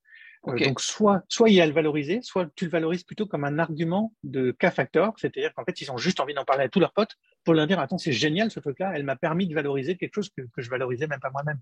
ok, ça marche. Ça répond à mes questions. Merci. Top. Merci beaucoup. Nicolas. Je t'en prie. Alors, il y a une question d'incompréhension que j'aimerais bien qu'on traite en priorité, du coup, puisqu'il s'agit d'une incompréhension. Euh, qu'est-ce qu'on veut dire exactement? Donc, la question, je cite, je ne suis pas certaine d'avoir compris le modèle marketplace qui proposerait une solution SaaS de type média. Est-ce que tu pourrais préciser, s'il te plaît? Alors, oui. Euh, donc là, j'étais effectivement dans l'exemple où j'ai euh, un, une marketplace qui va devenir un SaaS, par exemple. Euh, donc, à nouveau, un SaaS, pour moi, c'est je vends un abonnement à un outil qui améliore ma productivité et qui va me permettre de développer mon chiffre d'affaires, mais qui ne dépend pas en fait d'un tiers, c'est-à-dire que qui dépend de moi. Je peux acheter Google, je peux acheter Facebook, je peux me mettre sur des marketplaces, je peux machin, etc. Mais là, j'ai un outil de productivité qui va me permettre d'être plus efficace dans ma manière de traiter les demandes et donc de développer mon chiffre d'affaires. Ça, c'est un SaaS. Quand on est une marketplace qui devient un SaaS, eh bien, c'est important de bien distinguer les deux positionnements. Vous allez avoir un SaaS qui est donc un outil de productivité et qui doit être, où les gens doivent en avoir pour leur argent. C'est-à-dire de payer 50 euros pour moi, ça permet en fait de développer mon chiffre d'affaires par plus que 50 euros. Donc c'est comme ça en fait que je justifie en fait le prix de mon produit. Et ensuite, la marketplace du coup devient un média. C'est-à-dire que un média, c'est apporter en fait de la visibilité ou apporter des clients. Donc, c'est bien souvent ce que je note, c'est que des marketplaces qui évoluent vers un modèle SaaS vont plutôt vouloir vendre le SaaS et vont positionner la marketplace qu'ils ont construit comme un outil de référencement et un média pour la supply, qui est une option qu'ils proposent en plus à leur supply, mais qui n'est pas une condition nécessaire pour faire partie des clients. J'espère que j'étais plus clair. Merci beaucoup, David. Avec plaisir. Super, très clair, merci. Ah, top. On a Aurélie qui avait une question sur les taux de commission et leur évolution. Oui, bonjour. Déjà, merci pour cette masterclass parce que c'était très pertinent et j'en ai beaucoup appris. Juste pour vous expliquer un petit peu donc la marketplace que j'ai créée, je mets en relation des futurs mariés et des prestataires de mariage à travers des ventes privées. Je prélève une commission de 15% sur chaque transaction qui est réalisée sur le site. Et aujourd'hui, donc 2 ans après l'activité, on arrive à un stade où le bouche à oreille est très positif de la part des prestataires, mais j'ai l'impression qu'il n'y a pas autant de clients que de prestataires qui viennent nous contacter. Et il y a également cette histoire de commission qui était, alors au départ, pour tout vous dire, moi j'ai déjà travaillé pour un site de vente privée et les commissions étaient beaucoup plus élevées, à hauteur de 30%. Et donc, quand j'ai lancé la société en indiquant une commission de 30% plus les remises de 30%, ça fait donc plus de 80% de pertes pour les prestataires de mariage, ce qui était inconcevable. Donc, aujourd'hui, je sens qu'on a le potentiel et l'opportunité d'augmenter cette commission, mais je ne voudrais pas que le bouche à oreille positif qu'on a créé autour des prestataires devienne négatif parce qu'avant, on était à 15% et aujourd'hui, on est à 30%. Donc, j'ai cette question, comment faire pour faire évoluer du coup le taux de commission de manière progressive, sans pour autant que les clients, que les prestataires se sentent lésés. Je commence peut-être par celle-là, Aurélie, et si tu en as une autre, effectivement, j'y réponds après, mais elle est déjà importante, celle-là. Déjà enchanté et ravi de savoir que tu as réussi déjà à franchir ce pas-là et donc fait exister un chiffre d'affaires. Et je pense que quand tu t'es mis à 15% au début, c'est de positionner par rapport à la concurrence pour rentrer sur le marché. Et donc, je pense que tu as très bien fait. Là, on est typiquement dans le cas que j'aime. Tu as créé un buzz ultra positif, en fait, avec ta supply, et donc tu en as plein qui viennent. Mais là, tout d'un coup, tu rencontres aussi le mur de la dépense marketing que toi, tu peux consentir. Si tu restes à 15%, tu pourras pas aller augmenter en fait ton CODAC et donc tu peux pas faire grandir autant que tu veux ta demande et donc tu peux pas aller en nourrir beaucoup plus. Et donc là, ce qui pourrait se passer, et ce qui sera un mauvais choix, c'est de laisser rentrer en fait d'autres acteurs de la supply et donc d'avoir un chiffre d'affaires qui grandit moins vite et d'avoir donc tout le monde qui est déçu. Donc la reco que je te fais aujourd'hui, c'est plutôt d'expliquer que la commission en fait de ton site, désormais, en fait, elle est de 20, de 25% de machin, etc. Et donc de trouver le bon endroit. Et peut-être que le bon endroit, et je connais pas ton CODAC et quelle est sa dynamique, peut-être que 20%, en fait, déjà, ça pourrait être un premier step. Et comme ça, ils vont être un peu déçus, mais tu vas te tourner vers tous ceux qui sont déjà tes clients, tes prestataires aujourd'hui, à qui tu vas dire, mais pour toi, ça change rien, hein, donc tu as beaucoup de chances d'être venu là. Et tu vas dire, écoutez, on est dans une démarche où on a plein de gens qui sont hyper contents, mais où pour faire grandir encore la demande, il faut qu'on dépense toujours plus en marketing. Donc, on va s'engager à augmenter nos dépenses marketing pour aller chercher. Et si vous voulez rentrer, c'est désormais 20%. Malheureusement, c'est plus 15%. 15%, ça a été pour les premiers qui nous ont fait confiance. Dans 12 mois, tu peux peut-être faire la même chose et passer en fait ton take rate à 25% en gardant ceux qui sont déjà à 20% et ceux qui sont déjà à 15%.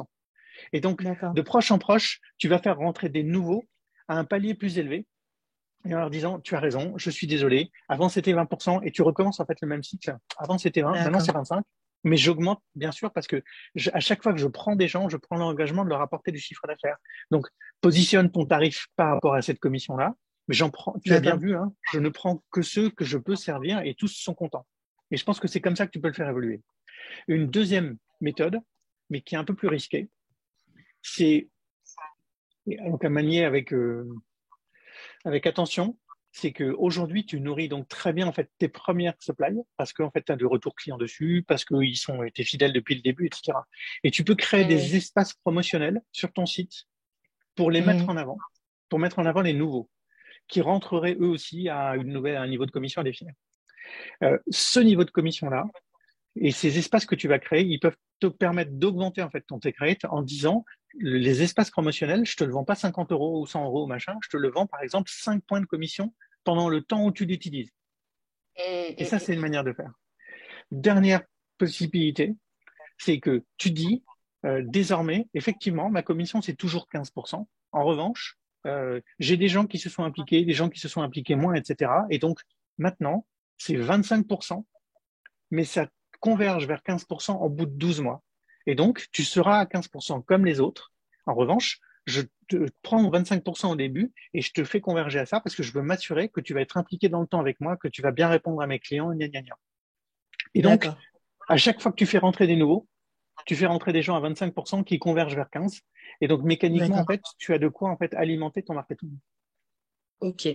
Merci beaucoup. Ça répond parfaitement à ma question et à ma problématique du moment. Merci Top. beaucoup. Avec plaisir, Aurélie. Bon Merci, courage. David. Il est déjà 12h20. On a dépassé déjà de 20 minutes le temps qui nous était imparti. Et merci pour ça, David, parce que vraiment, Avec plaisir. c'est super et ça a énormément de valeur pour les entrepreneurs. On a encore plein de questions de Luc, de Gonzague, de plusieurs personnes anonymes, voilà, donc qui ont des questions sur leur business model, est-ce que ça a du sens de faire ce qu'ils font, etc. Euh, Est-ce qu'on peut se donner encore éventuellement 10 minutes? Et puis, on essaie de répondre à quelques-unes d'entre elles et on ça, arrêtera la session. Ça te va? super. De mon côté, ça va. Du côté des spectateurs, les réponses sont très importantes pour vous, mais je comprends aussi si vous avez des contraintes. Donc, si vous devez partir, vous êtes bien évidemment excusés. Retrouvez les webinaires sur la page YouTube et je vous envoie les slides, je vous envoie le contact de David. On continue la conversation live parce qu'on passe un super moment. Il y a beaucoup de valeur qui est échangée maintenant. Et voilà. Donc, merci à tous pour votre présence. Je vais faire intervenir Gonzague. Ça fait plusieurs questions qui posent, et donc ça doit faire un petit moment qui se pose la question. Comme ça, tu vas pouvoir poser toutes tes questions d'un coup. Hop, permettre de parler. Mais je connais Gonzague. Ah, tu connais Gonzague. Super. Merci Aurélie. Je vais t'enlever de. Donc, Gonzague, tu as j'espère que tu vas réussir à te démute. Faut peut-être que je t'invite à te démute. C'est dommage que ça soit pas super fluide. Oui, est-ce que vous m'entendez? Oui, Oui. super Gonzague, merci. Bonjour David. Salut Gonzague. C'est une super initiative. Heureux de discuter avec toi David et voir que tu continues dans l'entrepreneuriat après l'aventure Wengo et My Best Pro que je connais bien. J'ai une question pour toi. En fait, je suis sur le point de rejoindre une société, une start-up qui va bientôt lever des fonds d'ailleurs et qui offre un software. Et en fait, je vais les rejoindre pour les accompagner sur toute la partie commerciale. Et je voulais avoir ton avis sur la façon parce que faut s'appuyer sur des intégrateurs pour soit on est en mode channel où on s'appuie sur des intégrateurs, soit on est en mode direct. Hein. Et je voulais voir un petit peu ton avis, comment construire finalement un écosystème digital sur ce type de projet.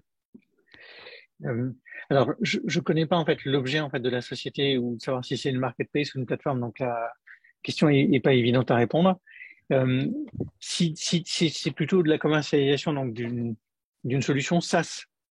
Donc c'est une plateforme qui gère donc de la relation entre vendeurs et acheteurs là encore, mais où le go-to-market est plutôt un go-to-market SaaS. Et il peut y avoir des commerciaux. Ces commerciaux, en fait, ça peut être des inside sales.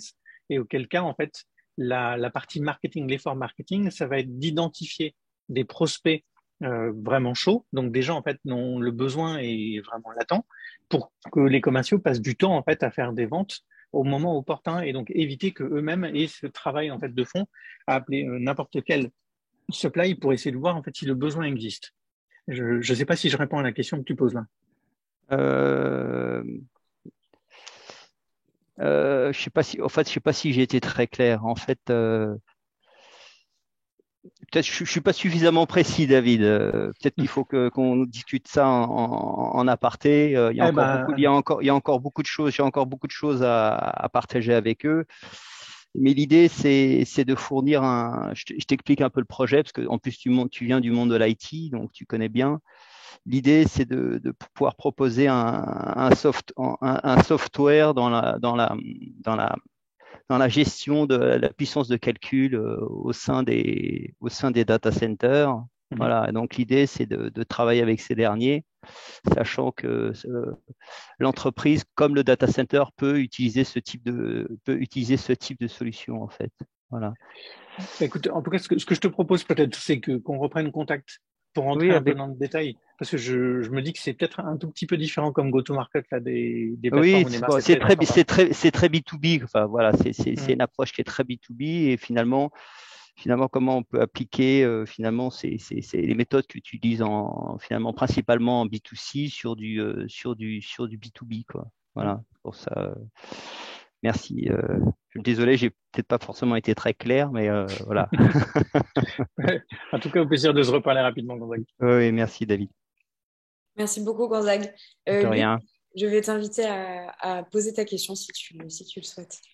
Oui, bonjour, merci beaucoup. Merci pour toutes ces infos, c'est hyper instructif. J'avais juste une question par rapport au business model, au lead, parce qu'il y a certaines marketplaces qui le font ou le faisaient, qui mettent soit des leads en exclusivité ou des leads partagés, c'est-à-dire j'envoie des artisans 5 leads en concurrence, voilà, à 5 artisans un lead, et puis chacun paye 20-30 euros le lead.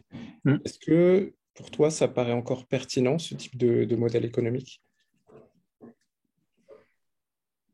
C'est franchement une bonne question. Oui, ça me paraît encore pertinent parce que il y a encore, en tout cas, une partie des artisans qui sont plutôt à l'aise avec ce genre de choses et qui savent de toute façon qu'un utilisateur final, quand il veut faire des travaux chez lui, d'avoir un seul devis, en fait, ça suffit pas. Et que donc, de toute façon, le client va faire appel à d'autres artisans, en fait, pour avoir d'autres devis. En gros, mon point, c'est de dire que comme chaque chantier est spécifique, le client, lui, il a besoin d'avoir quelques propositions pour avoir un prix de marché. Et ce prix de marché, c'est pas une donnée qui est fiable ou qui existe déjà. Donc, si tu apportes un lead en exclusivité à un artisan, en fait, je trouve que c'est une fausse promesse parce que dans l'absolu, le client final, lui, il se satisfera pas d'un seul devis. Et donc, il va avoir besoin de plusieurs. Donc, en tout cas, nous, on s'était posé la question sur Habitat Presto parce qu'Habitat Presto, c'est vraiment ça. Et on s'est dit que ça n'avait pas vraiment de sens de vendre des leads en exclusivité, mais qu'il valait mieux rester sur un lead, non exclusif, parce que c'est la réalité, en fait, de l'expérience de l'utilisateur final et que du coup, on tient mieux la promesse. Donc, je pense que le lead, ça fait encore du sens. Le lead exclusif, un peu moins. Et ensuite, entre un modèle à l'abonnement ou un modèle au lead, eh ben, honnêtement, ce marché a été éduqué avec des leads vendus en fait à l'acte. Et en tout cas, nous, on a eu une approche qui était plus une modèle par abonnement. Et moi, je continue de penser que le modèle par abonnement avec des leads non exclusifs pourrait être un bon go-to-market. Donc, je serais plutôt tenté de dire que ça peut évoluer. Mais on est typiquement, tu vois, dans le cadre d'un segment de marché qui a été éduqué avec un autre modèle économique. Et donc, tu peux pas en fait partir de zéro. Il y a plein de marketplaces où on part de zéro et on peut inventer en fait un modèle et devenir la norme. Là, il y a peut-être déjà une norme et il faut en tenir compte. Donc, c'est un compromis entre les deux quelque part. J'espère que je te réponds pas trop mal. Ok, merci beaucoup. Avec plaisir. Merci. Alors, excusez-moi, je bouge juste mon ordinateur parce que j'ai plus de batterie. Mais sinon, une question anonyme est: bonjour, avez-vous un exemple de marketplace avec des offres fixes? Me concernant, je vends des prestations prédéfinies via un process en amont. Est-ce que cela a du sens? Je ne sais pas si la personne en question veut se manifester en levant la main pour préciser sa question. L'as-tu comprise, David? Ouais, j'ai l'impression que je comprends à peu près. C'est la société définit une prestation et en fait elle cherche des prestataires qui sont prêts à rendre la prestation en fait dans le cadre qui est défini par la boîte. Et ensuite, du coup, la supply peut être assez large, mais c'est une prestation normée. Je vais répondre un peu. Je vais faire une réponse un peu de Normand là. J'ai rien contre les Normands. En tout cas, mon point, c'est juste de dire que à trop normer, la question que je me pose, c'est le rapport qu'on a avec les prestats, est-ce que c'est vraiment une marketplace ou est-ce que c'est du salariat? Et c'est quand même un sujet qui est sensible à chaque fois quand on crée une marketplace, c'est qui définit le prix, qui définit le type de prestation. Et est-ce qu'on est plutôt en fait dans le cadre d'une prestation d'un salarié et donc d'un collaborateur, ou est-ce qu'on est plutôt dans le cadre effectivement d'une prestation en fait de marketplace? Théoriquement, dans la marketplace, chacun peut définir son tarif. Donc, si tu définis une prestation donnée et que chacun peut définir son prix et enrichir en fait la prestation, etc., je suis assez à l'aise. Si tu définis tout, je suis beaucoup moins à l'aise parce que j'ai l'impression en fait qu'on rentre dans un cadre où tu définis tellement la règle en fait que ce sont plus des prestats mais que c'est vraiment des salariés et que tu portes peut-être un risque en fait avec ta société et que c'est peut-être toi qui es responsable vis-à-vis de l'acheteur, etc. Et là, les charges patronales, etc. En fait, c'est pas le même modèle économique. Donc, c'est au moins ma réserve. Après, en fait, une marketplace peut dire, voilà, moi, le cadre des prestations que je vends, c'est du conseil par téléphone, ce que j'ai fait avec Mango. Et donc, tu crées bien un cadre de prestations donné, mais nous, on s'était assuré que le tarif était défini par chacun et donc chacun restait honneur de son temps. Il s'implique quand il veut, il passe le temps qu'il veut sur la plateforme et puis il définit son tarif, ce qui nous permettait d'avoir des garde-fous et de rester dans le principe d'une marketplace. Super, super intéressant. Merci David, nous avons réussi la dure tâche de venir à bout des questions. Génial. Et Et ben, merci. j'étais sincèrement ravi d'être avec vous aujourd'hui. Oui, les personnes sont restées, donc merci beaucoup à tout le monde qui est resté jusqu'au bout. J'espère que vous avez pu tirer de ce webinaire toute la valeur que vous souhaitiez en retirer. Donc, je vais partager avec toi, j'ai eu un retour qui n'apparaît pas dans le chat exceptionnel. Merci à David, tout est top. C'est super, Hyper merci. enrichissant, hyper intéressant, beaucoup de valeur. Merci à tous. Merci Je suis ravi. Merci pour ce format super interactif, du coup, à l'initiative de David, parce que, en fait, enfin, moi, c'était un véritable plaisir à animer, réellement. Beaucoup de questions super intéressantes, et puis, même si à chaque fois on parle de cas particuliers, forcément, ça nous inspire. On est capable de prendre dans l'exemple, voir qu'est-ce qu'on peut appliquer à nous-mêmes. C'était vraiment saisissant. Merci. Merci à tous. David, je t'appelle de suite. Merci pour l'opportunité, Ariane. Je t'en prie. C'est toujours un plaisir de vous avoir. Enfin, les operating partners de Serena sont vraiment des super intervenants. On a beaucoup de super intervenants, mais cette Serena particulièrement. Et bien sûr, enfin, voilà, toute l'expérience que tu as. En fait, enfin, merci beaucoup pour ta pédagogie. Voilà. Merci à tous. Je vous souhaite une excellente journée. Prenez soin de vous et bon appétit. Bon courage à tous et beaucoup de succès pour vos marketplaces et au plaisir d'échanger alors par la suite. Super. À très vite. Oui, vous aurez le mail de David. Tout à fait. David@serena.vc. En plus, voilà. Merci David. À très bientôt.